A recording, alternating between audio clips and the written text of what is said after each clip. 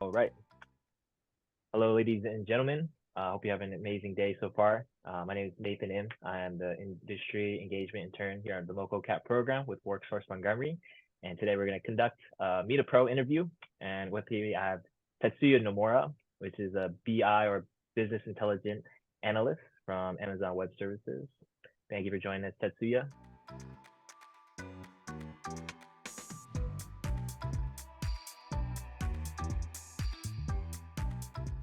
Hey Nathan, nice to be here, man. Thanks for having me. Yeah, it's a pleasure having you. We're just gonna have some interview questions just to get to know more about the field, what it's like working as a BI analyst. I guess to just first start off, I want to share a little bit about yourself and your professional background and what motivated you to pursue this career path. Sure, yeah. So a little bit about myself. I graduated from the University of Virginia 3 years ago. I studied business, like finance and management, and then I had an internship after my third year there at this company, the same team that I'm on, this business intelligence function. At Amazon. I did a good enough job that I got a return offer when I graduated. So after I graduated from University of Virginia, then I returned to Amazon as a full-time uh,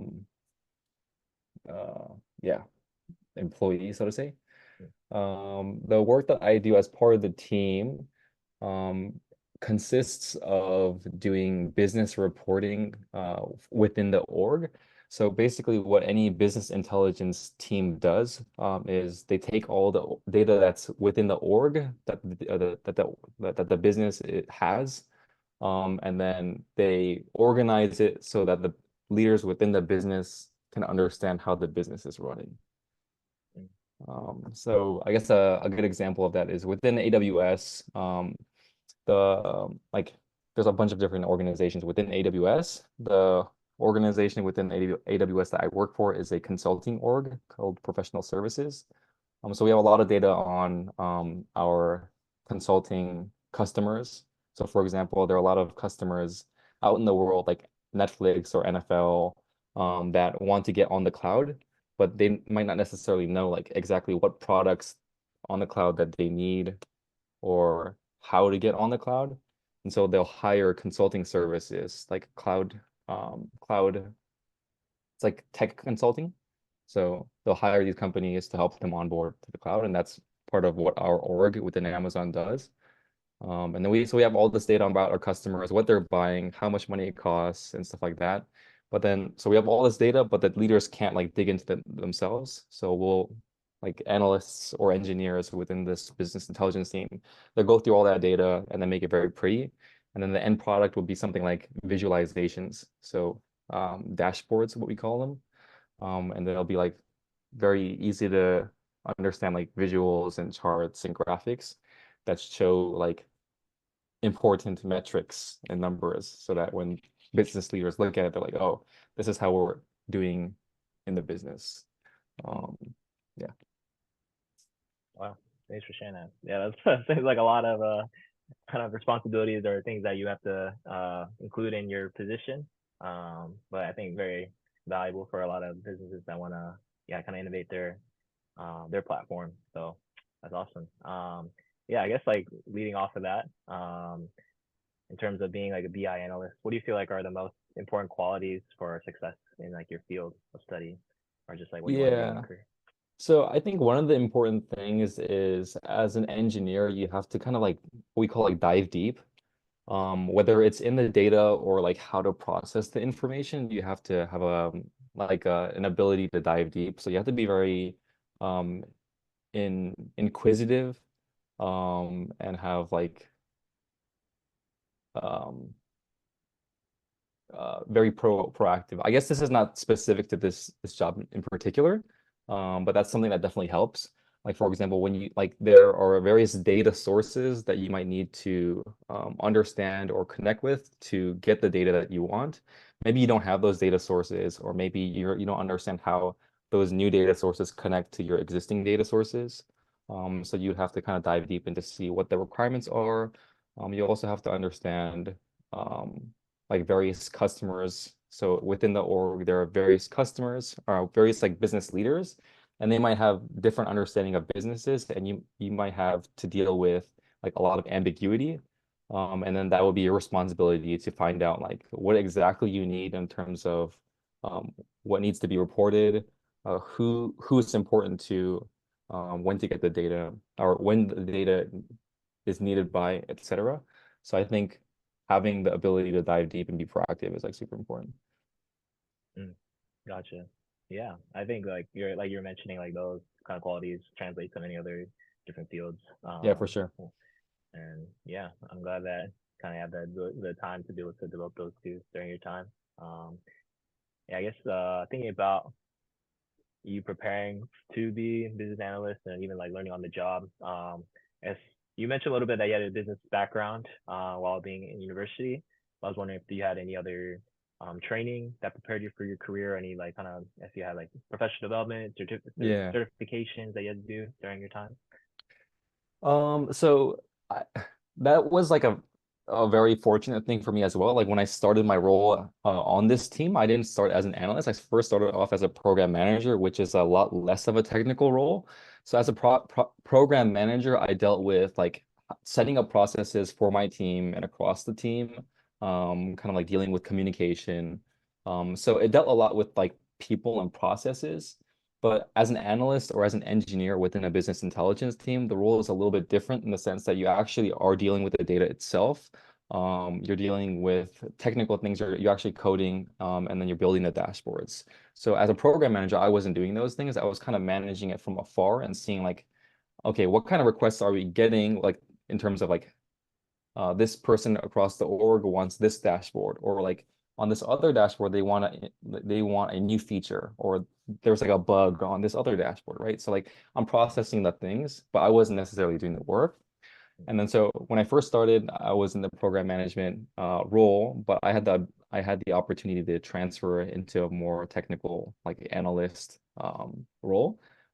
Fortunately for me, I didn't need any like certification or additional qualification. I was able to kind of like ramp into the role and learn as I went, and then officially like transition into that job title like a year ago.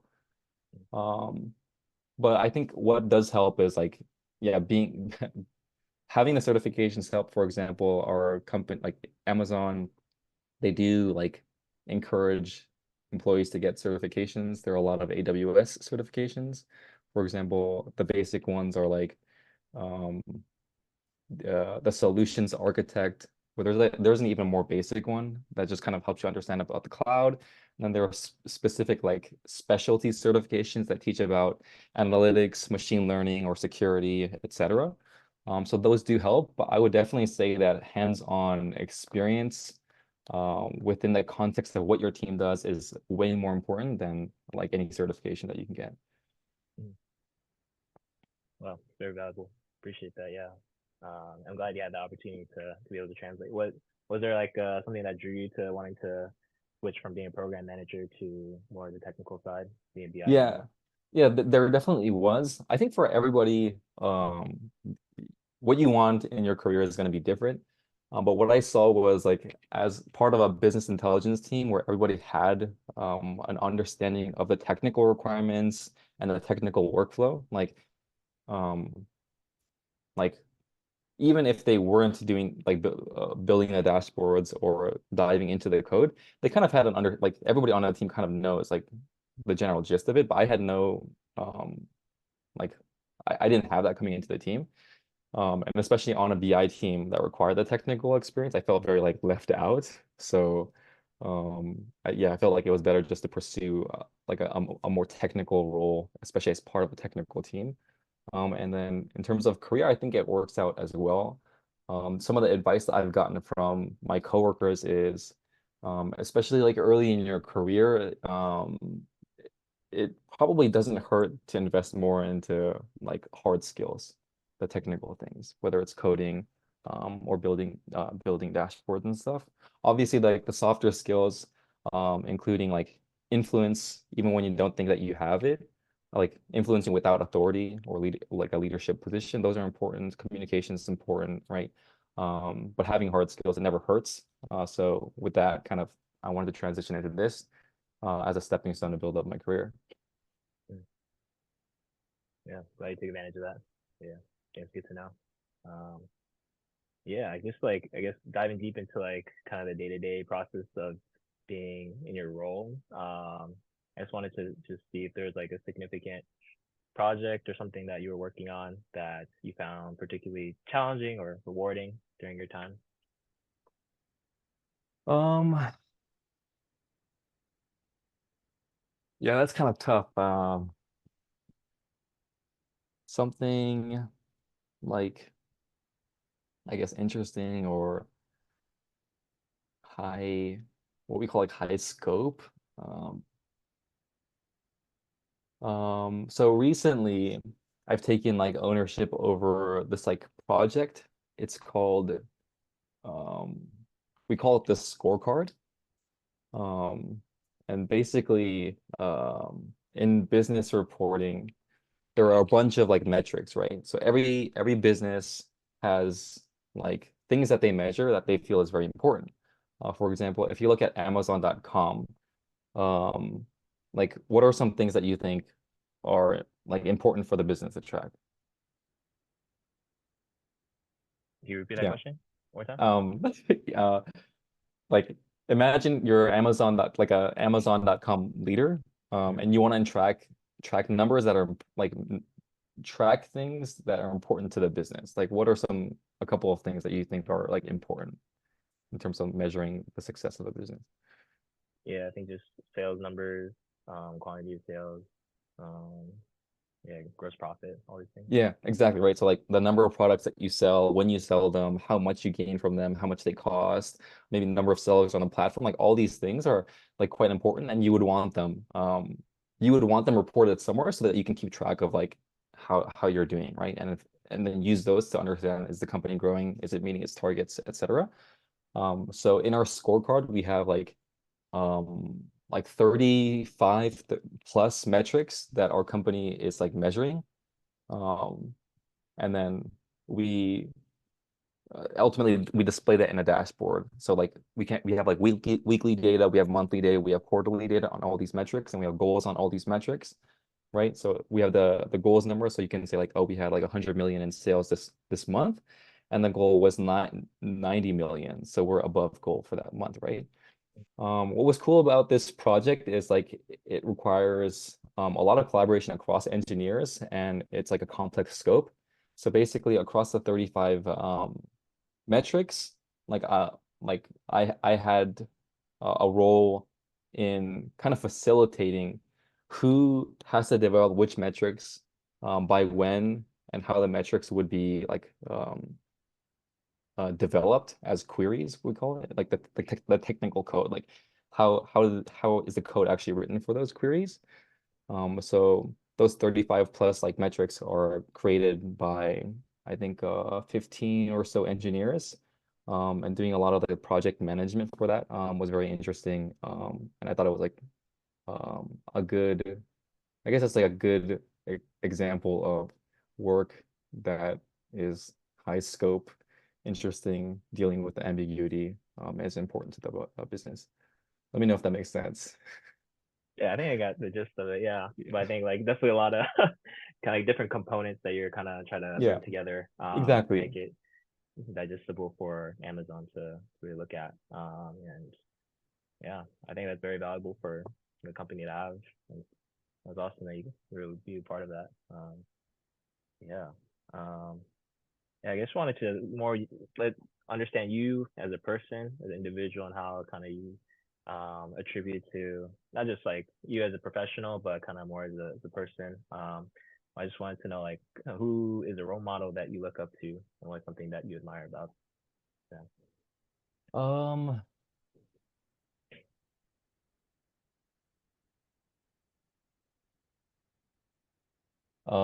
like a role model in like the career sense, or It can be in career aspect, or it can be even like in your personal life too. Just someone that I guess more so like yeah you look up to, and like what kind of qualities that they um have that you try to inherit in your own life that kind of make you and wanting to better yourself in that kind of particular way. I'm Mhm. sure there's many role models you probably have. Um, Yeah, I mean, actually, I don't know if I have a clear role model or someone whom like, oh dang, like this is someone who I like can regularly think of who like I strive to be. Um, but I think, uh, I mean, there are some like podcasts that I listen to, and some of those people are like quite interesting to me. There's this uh there's this guy, um, Chris Williamson. I'm not sure if you know this podcaster, I'm not aware of him. but he's like from England, and he does these like podcasts about I think he focuses on like relationships, but also like yeah, just like a personal development, I guess. Um, so I think like I'm always drawn to people think who are very introspective, um, and look for some like deep meaning behind life. So I can't really think to somebody who's like close to me in my life that I draw that kind of like role model inspiration from, but I definitely see a lot of that online. Yeah, no, I think there's a lot of amazing influences out there. Yeah, even if you like have like kind of one instance of interaction, but I think like that can spark something that can, maybe people are meant to inspire other people constantly. So yeah, that's awesome. You had that kind of um, yeah, quality that you want to inherit and just make it better in your own life. Um, yeah, Right. I guess yeah. I just want to have one more question, Sure. just to wrap it up. Just thinking about your how much you've accomplished so far, and kind of I'm sure you have a lot that more that you want to be able to accomplish in your kind of career or just things moving forward. But just someone that wants to kind of get into whether it be you're saying like a program manager role, BI analyst, just like in the business or in the tech side. What kind of advice would you offer to someone? Yeah, so I think program management is kind of interesting in the sense that like there are program managers across every company. They might not be called that. I think it is kind of more skewed towards tech where they call a program manager. It might be a project manager in like construction or like mechanical engineering. So the name can be different, but I think it is a very valuable role. If I were a little bit more senior in my career, this role might have been a little bit more interesting. But I just felt that there was a lot of kind of ambiguity and then the lack of hard skills at this time in my career didn't make sense. But I think it is a very interesting role for people who do like processes, who do like people. So somebody who's interested in that, I would really recommend them getting used to dealing, like working with other people, working with teams, and always thinking about like how they can quantify their impact as part of those projects or as part of those teams. So, and then with the analyst or the like the business intelligence function, I would definitely you need to have like the SQL knowledge or the database knowledge. So studying up on SQL, studying up on understanding like databases, and creating queries, that'll be important. And then also maybe some practice in visualization will help you just get a gist of like how to produce something that's valuable to the end customer, which is your business leader. Nice. Yeah, awesome. Appreciate that. Um, yeah, I think those are all like valuable things. And hopefully, if you're seeing this interview, make you be able to, if you're thinking about some interest in these fields, that there's a lot to take away from. But yeah, that concludes our interview, our Meet a Pro. We want to thank again Tetsuya for joining us and to be able to share his experience and kind of the knowledge that he's gained over the past few years. And wish him, um, yes, a lot of success on the rest of his journey in his professional career. Yeah, so thank you again, ladies and gentlemen, for joining us for this Meet a Pro. Hope you have a great rest of the day.